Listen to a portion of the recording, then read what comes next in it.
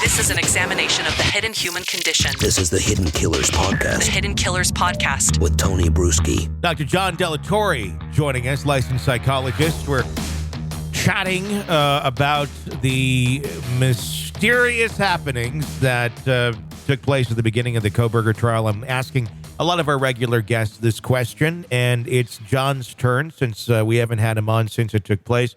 What was your take on Kohberger not standing up and making a plea in his trial, and the judge ultimately then putting in not guilty as they stood silent? Honestly, I don't know. I can view it multiple ways, but ultimately, I just think that he wants people to talk about him all of the time, and so he's going to do things that are antithetical to what other people might think about him. So. I think it's all just a show. Really? I mean, I mean, there's nothing inherent in law where he needed to make a statement. Sure. I mean, what was he going to say? Not guilty? I mean, and then what? Yeah. And so I think it was just more of attention seeking. That's interesting because I've been, and you're probably right. The thing is, I just looking at it going, is there a strategy here? Does this in some way, shape, or form tie into the state now having 60 days to decide whether this will be punishable by the death sentence? Or is it just, like you said, it's just to do something different and to make people continue to talk about him? Do you think he's acting out in any ways to emulate anyone or anything? That's been something that's been going through my mind, specifically when we're talking about BTK. Obviously, very different type of crime, the way it was committed. But personality-wise, the narcissism, the way he seemingly handles himself when being confronted by authority, we've seen it from the college and how things were handled there. Even more specifically, the traffic stop video, one of the more recent ones that we've now seen for going through a red light, and the way he handled it, very much trying to be in control, very much controlling the narrative, telling the officer, no, this is actually what happened. What do you make of that and the way his stance has been thus far as someone who's accused of these crimes? Not out of the ordinary. See, this is the thing. I think people, want to attribute all of this stuff to him snapping or something like that. What I'm saying is that since he turned 18, at least, he's probably always had antisocial personality disorder. I don't know that for sure because I haven't evaluated him, so I haven't diagnosed him with that. But the reality of the situation is that it's not just killing, right? That's not what separates someone without antisocial personality disorder from. So it's not about the killing.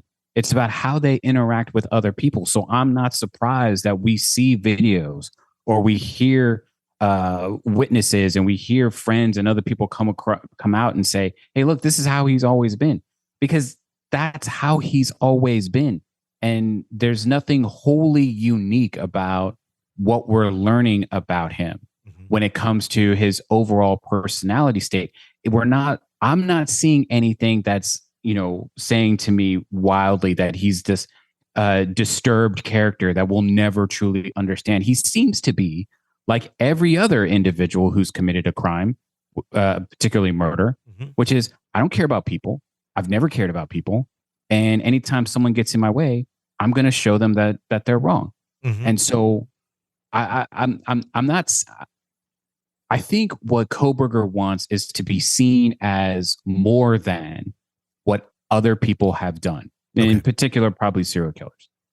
But to me, he's just another also ran. He's just another one of them. A list of thousands of names that most people are going to forget when it comes to, the overall history of serial killers. Yeah, that's probably very, very true. I'm just wondering if because obviously there is the BTK connection, and I'm not saying that he's anything like BTK, but it almost, to me, starts to seem like he's starting to act out in certain ways that Dennis did when it came to being caught. Dennis Rader did the exact same motion in court, stood silent. I'm wondering more and more if this is someone who he really, truly did look up to and now in some sort of twisted way is trying to play out that sort of a path in his own path that he's going down. There's another one I noticed yesterday, and it's I don't know if it has anything to do with anything, but obviously BTK. Everyone online, when you refer to Bryan Kohberger in any sort of discussion, is BK. Very close. Just another one of the weird oddities of this case. Do you feel like he's trying to emulate anything, or is it just him trying to be him, and it just happens to fall in line with the same sort of thinking that other killers have also had because they operate in very similar ways? I think it's the second part, right? If he wanted to be BTK, then he would have done BTK type things, and he didn't. Right? His killing is nowhere near what BTK was doing.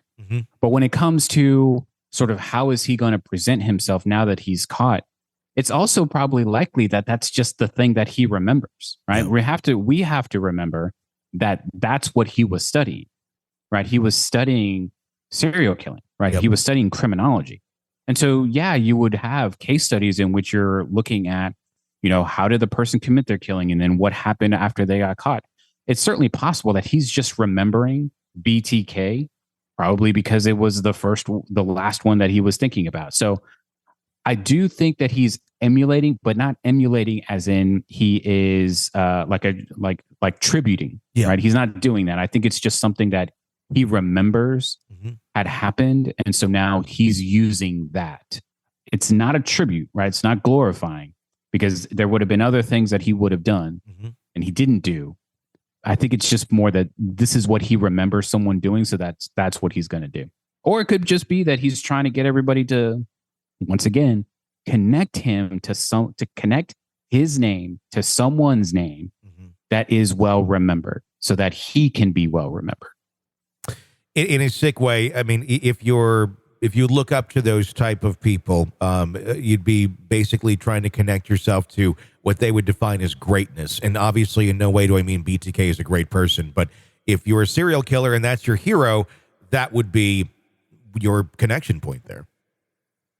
Yeah, and we have to be careful because we're not saying that he's a copycat, right? A copycat, right, or someone who's trying to take up the mantle would have done the things that BTK did in terms of his overall killing. What we're describing is just behaviors that someone engages in after they've gotten caught. And the reality is that there's only a certain number of behaviors that someone can do. They can act out aggressively, or they can act out sort of passively, or they can just kind of acquiesce, right? That's pretty much the limit of things that someone can do once they've been caught. So I'm not surprised then that I'm sure we can go back through the thousands of names and we can find even more of individuals who have acted nearly the same as Bryan Kohberger. And we can make theories as to how it's connected to that individual as well. I just think that there's only a certain number of behaviors he could do, and he's just doing the ones that he remembers other people have done. This is an examination of the hidden human condition. This is the Hidden Killers Podcast. The Hidden Killers Podcast. With Tony Bruschi. Dr. John Delatorre, thank you so much for your insight. Always very valuable and very much appreciated. In our next segment with him coming up tomorrow, we're going to talk about the differences, or coming up, I should say, Tuesday, about the differences on having someone on death row that has murdered your loved ones and you are now the victim family versus someone who is locked away in prison for life and the psychological toll that it takes either way on a victim's family. Check that out Tuesday when we are back from the holiday break here in the States. My name is Tony Bruschi. Press subscribe wherever you download podcasts so you don't miss any of our breaking updates and discussions on the cases that we're following for you right here. Stay with us.